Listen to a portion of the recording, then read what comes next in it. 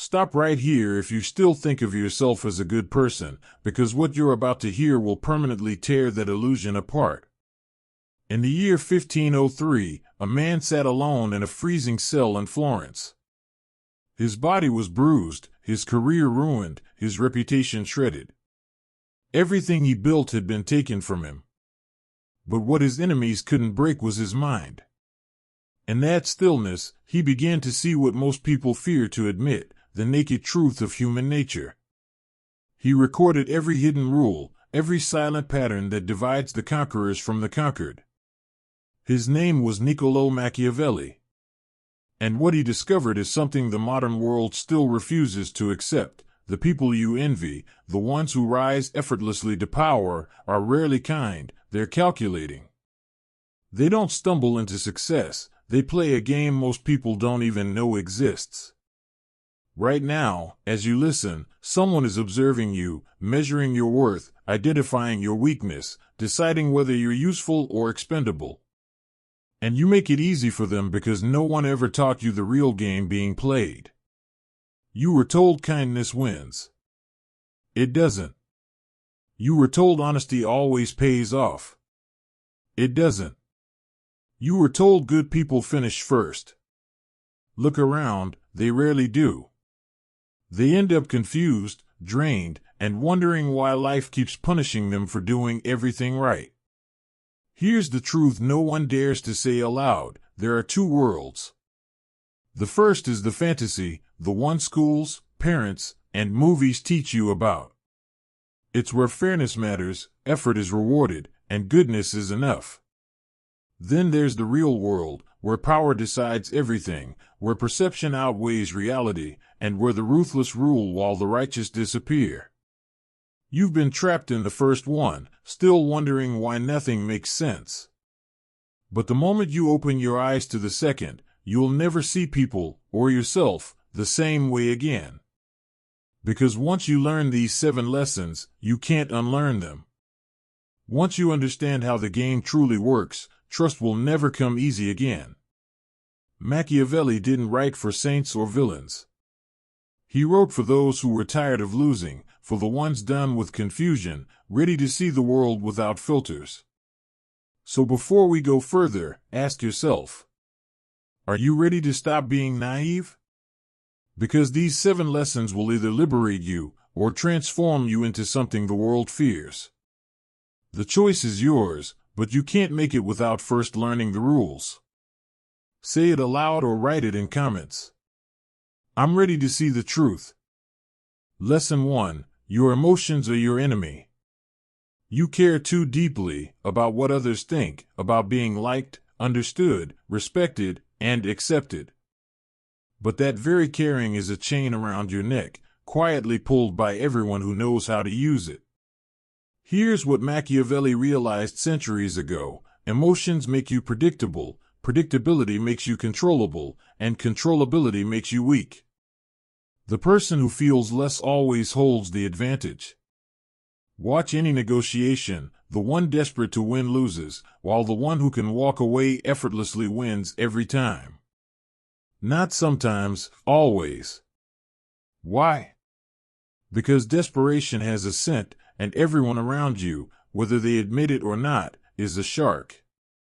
Machiavelli wrote that the wise man does immediately what the fool learns too late. The fool gets attached, becomes desperate, and loses everything.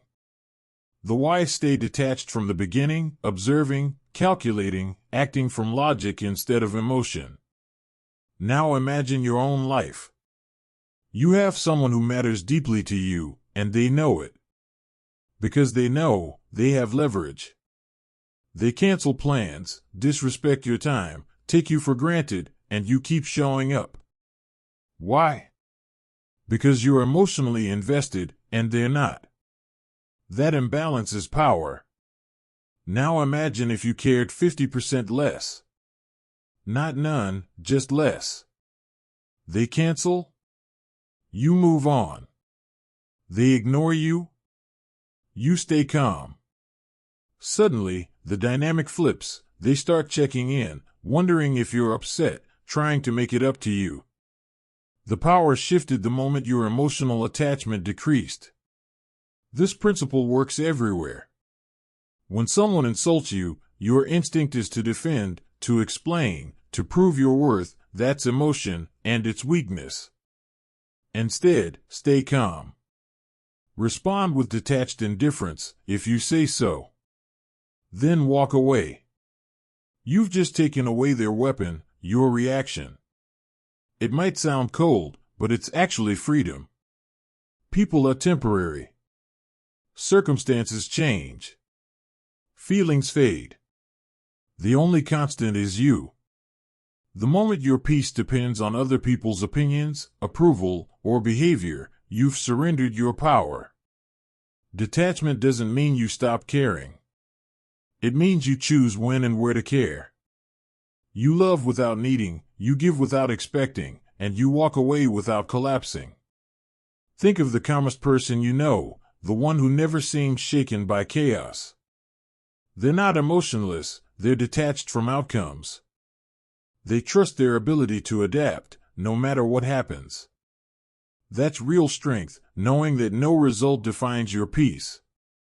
Here's your practice. Identify the 3 things you're most emotionally tied to right now, maybe a person, a goal, or a situation.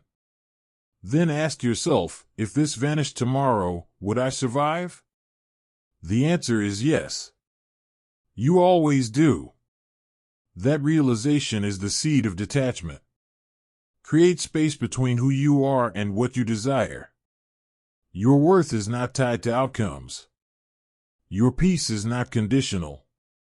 Engage fully, but hold loosely. Play hard, but accept loss without breaking. Love deeply, but never let anyone own your calm. That's emotional intelligence at its rawest form. That's what Machiavelli meant by power, the ability to remain centered while the world demands your reaction. Say it aloud and write it in comments. I am whole without external validation. Lesson 2. Study people like prey. You think people are complex, but that's only because you're not paying close enough attention. Humans are far simpler and more predictable than they appear. Once you learn how to watch instead of react, you'll begin to see repeating patterns that never change. Machiavelli spent his life studying power and behavior, kings, generals, advisors, merchants. He noticed something chilling. No matter their status or intelligence, they all followed the same invisible scripts. The same triggers. The same predictable reactions. And whoever recognized those patterns first, controlled the entire interaction. Machiavelli once wrote that men are so simple and driven by immediate needs that a deceiver will never lack victims. People are programmed, not by code, but by emotion, fear, and ego. And if you can identify that programming, you can predict, or even direct, their behavior. Here's how it works. You know someone who gets angry when they feel disrespected? That's their trigger. Use it wisely, and you control the tempo of every exchange with them. If you want them off balance, show subtle disregard. If you want them to comply, show exaggerated respect. If you want peace, avoid their ego altogether. 1 pattern. Endless applications. Another example, someone obsessed with feeling important. They interrupt, name drop, retell stories where they're the hero. They crave validation like air. Once you see that pattern, you have 3 options. Feed their need, and they'll worship you. Threaten their importance, and they'll despise you. Ignore them entirely, and they'll chase your attention. See the pattern. Claim the power. The truth is, most people are running on only a handful of emotional drives: validation, control, safety, and significance. Identify which one dominates someone's behavior, and you've found the master key to their psychology. Here's your assignment. For 1 week, choose 1 person in your circle and just observe. Don't react. Watch. What topics make them defensive? What compliments make them glow? What do they avoid? What do they seek? By the end of that week, you'll understand them better than people who've known them for years, because they were engaging while you were analyzing. That's where the real power lies. Now, let's turn the game around. Someone's trying to manipulate you, you sense it. But because you've studied their pattern, you can see their next 3 moves before they make them.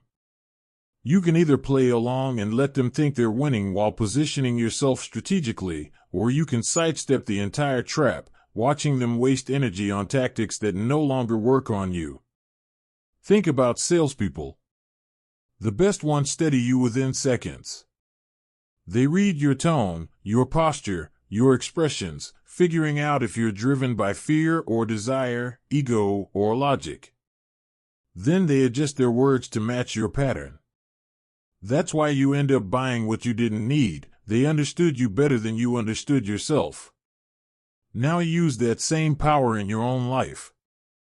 The friend who's always in crisis. Their pattern is needing rescue, attention disguised as vulnerability. You can keep saving them and get drained, or you can recognize the loop and step out. The colleague who's always competing. Their pattern is insecurity disguised as ambition. Let them win small battles, you'll win the war. The gossip who speaks ill of everyone. That's not personality, it's a behavioral pattern. And if they gossip to you, they'll gossip about you. Adjust your trust accordingly. But here's the twist, you have patterns too. And if you can't see them, others can use them against you. What consistently angers you? What situations make you retreat? What kind of praise hooks your attention? Your self-awareness is the shield that protects you from manipulation. Machiavelli understood that human nature doesn't evolve, it just changes clothing.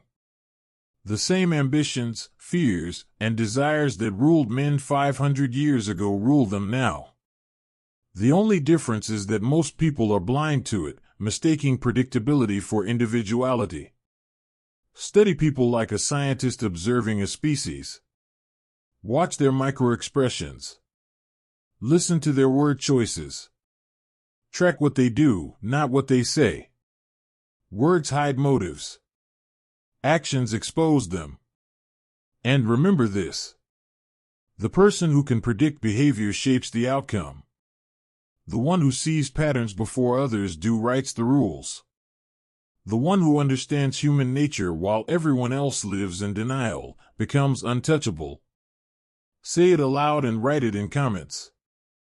I see patterns others miss. Lesson 3. Weaponize your absence. You're everywhere, always responding, always available, always reachable, and it's destroying your value faster than any insult ever could. Here's an uncomfortable truth. What's always within reach becomes invisible. What's scarce becomes desired. And in your effort to be dependable, you've become background noise, present, but unappreciated. Machiavelli noticed that the most powerful rulers weren't the ones constantly in front of their people. They were the ones whose presence meant something. Their appearances were rare, deliberate, almost sacred. When they entered a room, the atmosphere shifted. When they spoke, people leaned forward to listen, because it didn't happen often. He once wrote, "It is better to be feared than loved, if you cannot be both." But let's expand that idea. You can't be respected or loved if you're too available. Constant familiarity doesn't breed contempt, it breeds indifference. Think about your favorite artist. If they released a new song every single day, you'd stop caring by next week. But when they vanish for a year and return with one masterpiece, the world pays attention. Their absence built anticipation, scarcity turned interest into reverence. Now look at your own life. Who holds more of your respect, the person always free to meet at any time, or the one whose schedule is hard to access? The friend who answers instantly, or the one whose time feels earned? Exactly. You've conditioned others to treat your time as endless, and they respond accordingly. Weaponizing your absence doesn't mean playing games. It means respecting your presence enough to make it matter. When someone texts, you don't owe them an instant reply. Respond when it's genuinely convenient for you. Not to manipulate, but to remind yourself that your time is yours, not public property. When someone flakes on plans repeatedly, don't beg for reschedules. Simply stop being available. That quiet withdrawal says more than any confrontation could.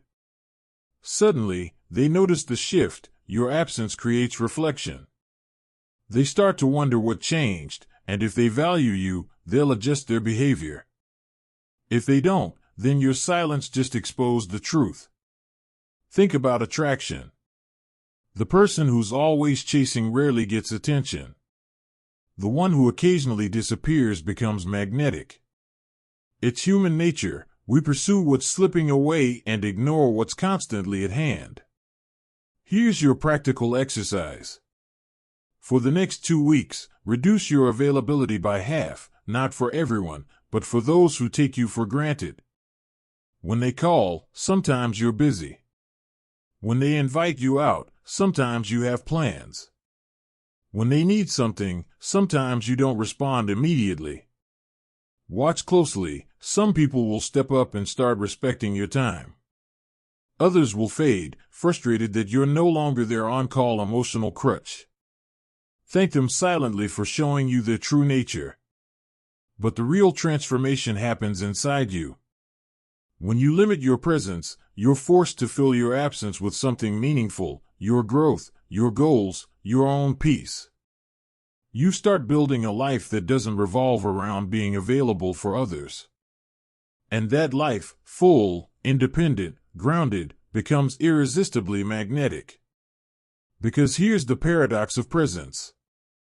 The less you offer it, the more it's desired. The more freely you give it, the less it's valued.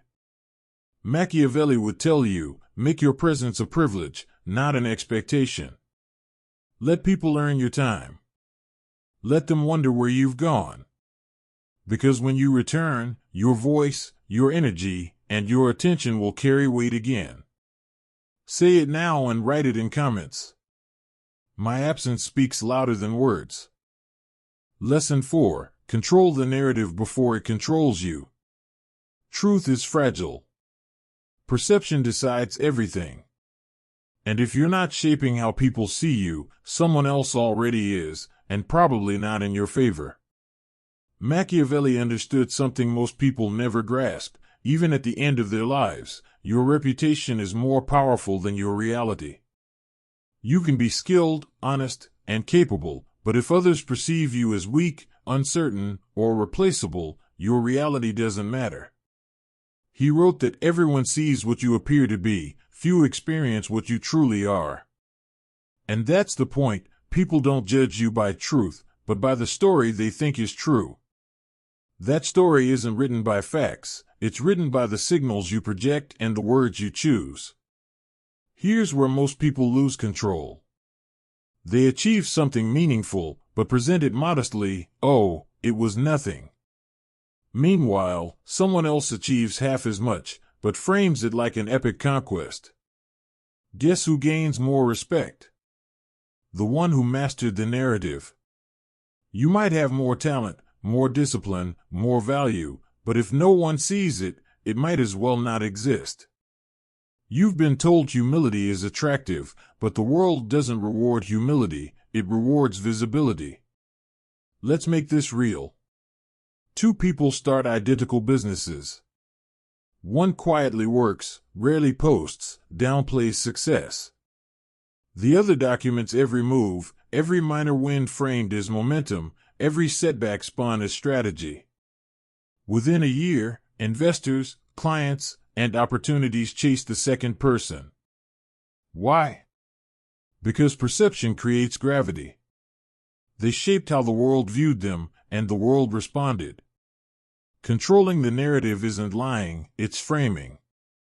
Every situation can be told from multiple angles. You decide which version becomes public. Didn't get that promotion? Don't say, I was rejected. Say, I'm exploring options that align better with my growth. Same event, different frame. One makes you look desperate, the other makes you look intentional. Facing hardship? Don't broadcast the chaos while you're in it. Wait. Process it. Then share what you learned after you've conquered it. The first version invites pity, the second commands respect. Here's the dark truth: if you don't define your story, others will fill in the blanks with assumptions. And human assumptions are rarely flattering. You're quiet at a gathering? They might assume arrogance. You're private about your life? They might assume you're hiding something. It doesn't matter what's true, what matters is the interpretation. So why not guide it? Decide who you want to be perceived as, not the mask, but the message. Then align your visible actions with that version. Want to be seen as dependable? Be visible in moments of reliability. Want to be viewed as confident? Speak less, but with purpose. Want to be seen as mysterious? Share selectively, just enough to intrigue, never enough to satisfy. Look at politicians. Whether you like them or not, they are masters of perception. They rarely answer directly, they redirect, reframe, and repeat key themes. They don't let the world define them, they define the world's understanding of them. Because whoever shapes the story controls the outcome. Apply this to your own life. You don't have to reveal everything. You decide what people know, what they assume, and what they never get access to. That's not deception, it's discipline. Authenticity doesn't mean transparency. It means alignment, being true to your principles privately, while being strategic about what you share publicly. You can be real and still control your image. You can have chaos inside and still project composure. Because people don't reward the truth, they reward the version of the truth that inspires confidence. Two people can have identical abilities and opposite lives, all because one managed perception better than the other. The world listens to the one who speaks with certainty, even if their truth is no stronger than yours. Stop assuming your results will speak for themselves. They won't. The world is too loud for silence to be heard. Speak for your work. Frame your story. Shape your image. Or spend your life watching lesser people define you. Say it aloud and write it in comments. I write my own story. Lesson 5. Exploit reciprocity. You've been told to give without expecting anything back. It sounds noble, but in the real world, it often makes you invisible. Yes, generosity can be good, but blind generosity is a trap. If you give to everyone freely, people stop appreciating your effort. It becomes expected. Ordinary. Meaningless. Machiavelli understood this centuries ago.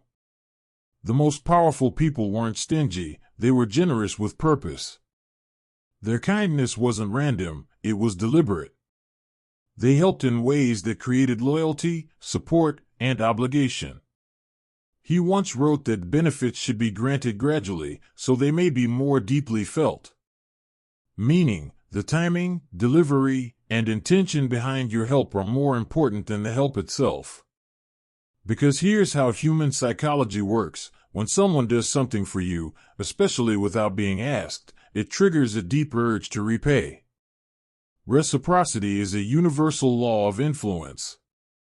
The mistake most people make is using it unconsciously. Masters use it strategically. Let's compare two kinds of givers. Person A says yes to everyone. They help without thought, give away time, effort, and resources freely. People quickly learn to depend on them. But dependence isn't the same as appreciation, it's entitlement. Their help loses impact because it's unlimited. Person B gives with intention. They help selectively, specific people, at specific times, in meaningful ways. Each gesture is valuable because it's rare. People remember those moments. They feel genuine gratitude. They feel indebted. That's not manipulation, that's understanding how relationships actually function. Here's your new rule. Before giving your time, ask yourself 3 questions. Is this person worth investing in? Will they remember this? Can they return value someday, in support, trust, or opportunity? If all answers are no, you're not being kind, you're being drained. But if at least one is yes, then help. And make it count. When you give, do it in a way that matters. Don't offer generic help. Go above expectations. Create a moment that imprints itself in their mind. The stronger the impact, the stronger the sense of obligation. Now here's the advanced layer: give before being asked. When you identify someone valuable, someone whose character or position could matter later, find a way to help them unexpectedly. Maybe you introduce them to someone useful, share a resource, or publicly support their work. That act, because it was unprompted, hits harder. They didn't ask, so it feels pure. But the human brain still registers the need to repay. Never remind them what you did. Never say, "Remember when I helped you?" The moment you voice it, you kill the magic. The unspoken debt is always stronger than the spoken one. Watch the truly influential, the leaders, networkers, power brokers. They're constantly building invisible bridges. A small favor here, a connection there. They don't demand repayment, they trust that the law of reciprocity will take care of it. And it always does, because when those people need something, doors open. Not because they asked, but because they've already earned the right to ask. But there's a warning. Not everyone plays fair. Some people take endlessly and never give back. They'll accept your help, use it, and vanish. Learn to recognize them. They're easy to spot, they only appear when they need something. Cut off that access immediately. Your energy is a currency. Spend it on people who understand exchange, not extraction. The ones worth keeping, they reciprocate naturally. You help them once, they look for a way to balance it. Those are your allies. Invest heavily in them. Because when 2 people are both giving and gaining, that relationship becomes unbreakable. That's how Machiavellian loyalty is built, not on sentiment, but on mutual benefit. When loyalty depends on emotion, it dies when feelings fade. When it depends on reciprocity, it endures as long as both parties prosper. Strategic giving isn't cold, it's intelligent. You have limited resources, time, attention, influence. If you invest them wisely, they multiply. If you scatter them freely, they vanish. Right now, map your circle. Who have you helped? Who's helped you? Where's the balance?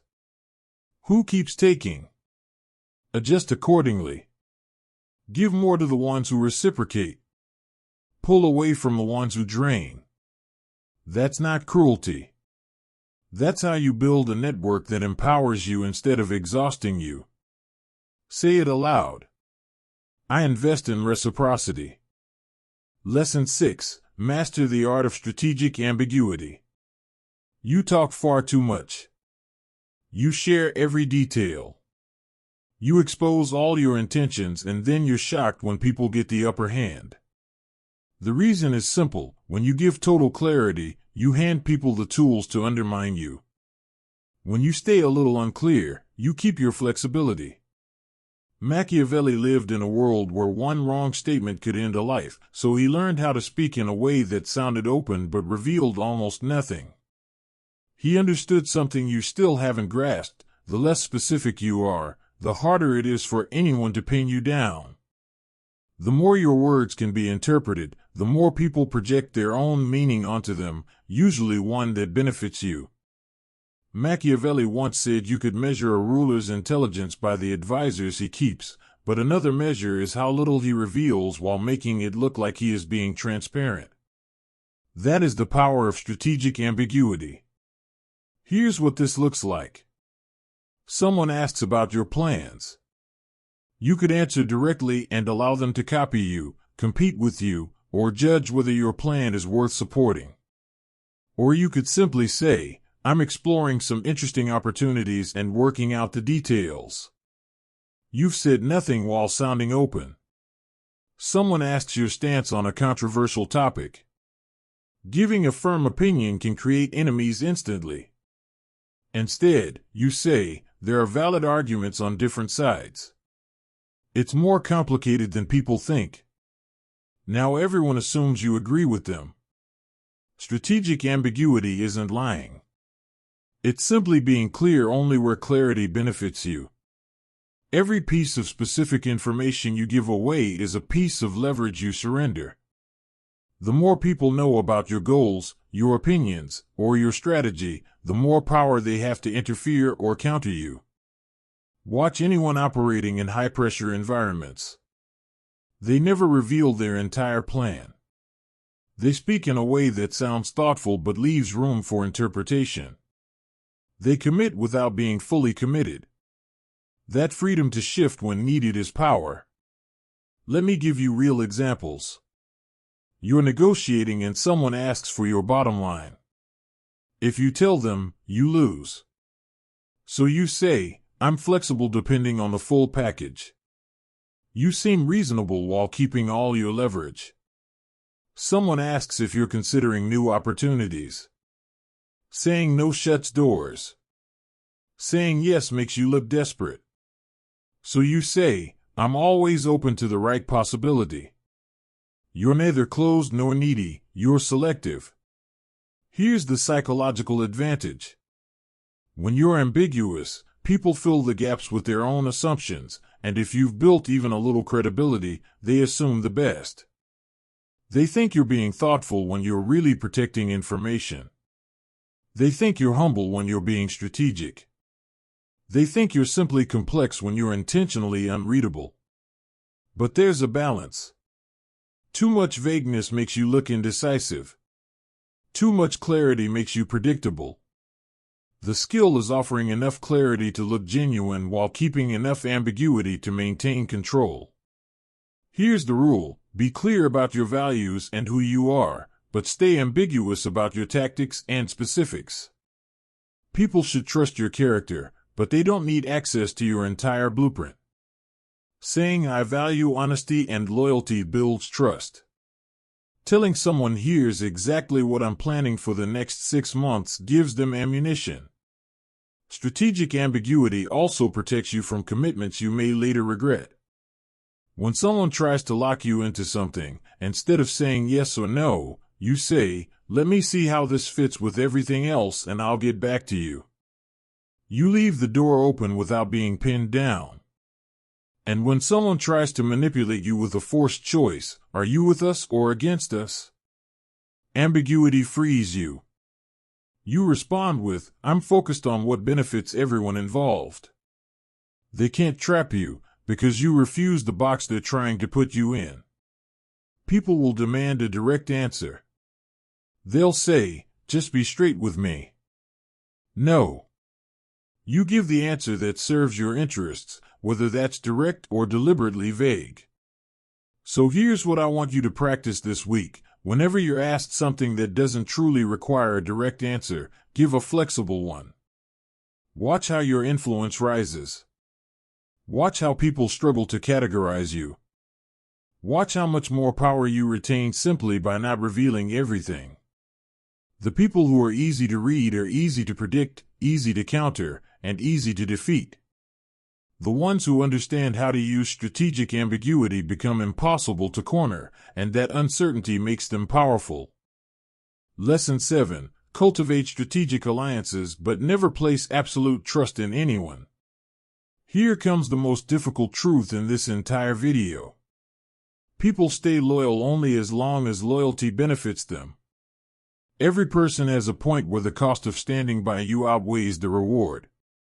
Every person has a moment where self-interest wins. The moment you forget that is the moment someone you relied on breaks you. Machiavelli watched this happen relentlessly. Closest friends turning into opponents, dependable generals switching sides, trusted advisors giving away secrets, not because humans are naturally malicious, but because situations change and people will always protect themselves first. Machiavelli wrote that fear is often safer than love, but the deeper insight is this: don't pick love or fear. Choose alliances built on shared advantage, held together by respect and maintained with the understanding that every human being, including you, ultimately acts from self-interest. Let me shatter some illusions. The person who swears they would never betray you absolutely can if the stakes rise high enough. The friend who's always been supportive could become your opponent if circumstances shift. The partner who claims their loyalty is unconditional only believes that until reality tests it. This isn't negativity, it's realism. And realism protects you from being blindsided by betrayal. Here's how you build relationships in a Machiavellian way. Form alliances where both of you benefit more from staying connected than from breaking apart. People remain loyal when the math of the situation favors loyalty. When the equation changes, so do they. Your job is to shape relationships so that remaining aligned makes the most sense. For example, you possess information someone values. You could give it to them all at once to prove trust. Or you could offer it gradually, creating a relationship where ongoing cooperation benefits both sides. That's not manipulation. That's intelligent alliance building. Or perhaps you help someone rise, but you do it in a way where your continued presence strengthens their foundation. Not through sabotage or control, but through creating genuine interdependence. In this world, loyalty that lasts the longest isn't emotional. It's practical. Emotional loyalty collapses when feelings change. Practical loyalty holds on as long as mutual benefit remains. But here is the rule you must never break: don't give any one person complete power over you. Don't hand all your secrets to a single individual. Don't attach your entire security to one relationship. Spread your risk. Share different pieces of trust with different people so that if one person turns, they can't destroy you. Think of trust like investing. You'd never put all your money into one stock because if it fails, you lose everything. Trust works exactly the same. Don't tie your entire well-being to a single person because if their loyalty shifts, you're done. Diversify what you depend on. Spread your vulnerabilities. Safeguard your center. Some people will say this sounds lonely. It isn't. It's freeing. You can still love deeply and care sincerely while recognizing that people are human and humans change. You can have meaningful relationships while still staying aware of reality. The difference between the naive and the wise? Naive people trust blindly and are devastated when human nature shows itself. Wise people trust intentionally, build alliances smartly, and never crumble when loyalty moves because they always knew loyalty was conditional. They planned for it. So here's your framework for building alliances that last. Identify people whose growth aligns with your own. Build relationships based on mutual advancement. Help them rise in ways that naturally keep you connected. Become valuable enough that turning against you would cost them more than staying loyal. At the same time, don't ever reveal everything. Keep a few cards hidden. Maintain options that exist outside of any one person. Build a network where losing someone hurts but never destroys. And pay attention to signs that someone's loyalty is shifting. When their circumstances change, their priorities change. When their priorities shift, loyalty often follows. Don't take it personally. Be prepared. Adjust the level of trust accordingly. Machiavelli's ultimate realization was simple: the person who expects perfect, eternal loyalty from imperfect human beings will spend their life disappointed. But the person who understands the conditional nature of loyalty and builds relationships with that awareness ends up with alliances that are strong, stable, and surprisingly durable, because they are grounded in reality instead of fantasy. That isn't cold. That's sustainable. That's how you create connections that survive changing times. So that's it. 7 ruthless lessons that permanently change the way you understand human nature. 7 patterns that you cannot unsee now that you've been exposed to them. You learned that emotional distance gives you control over your own reactions. That carefully observing people reveals predictable tendencies you can navigate with precision. That pulling back your presence raises your value far more than trying to be available all the time. That perception shapes reality far more than truth ever does. That giving strategically builds influence through reciprocity. That using ambiguity protects you while excessive clarity weakens you. And that intelligent alliances outperform blind loyalty every single time. These aren't theories. These are patterns that have repeated for centuries since Machiavelli first wrote them down. Before him, they played out for thousands of years. And after today, they will keep repeating forever. The real question is whether you'll recognize them now, or whether you'll keep getting blindsided by them. Some of you will use these lessons to shield yourselves from a world that already uses them against you. You'll create boundaries. You'll detect manipulation before it reaches you. You'll form relationships based on mutual benefit instead of self-sacrifice. You'll navigate life with clarity instead of stumbling through misplaced trust. Machiavelli provided the framework. Your character determines how you use it. Here's what he understood: the world does not reward purity. It rewards effectiveness. Being nice feels good, but being effective changes your life.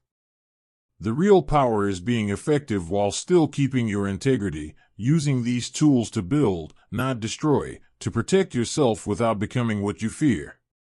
That's the tightrope that every intelligent person must walk, and most fall off. So the real question isn't whether you will play the game.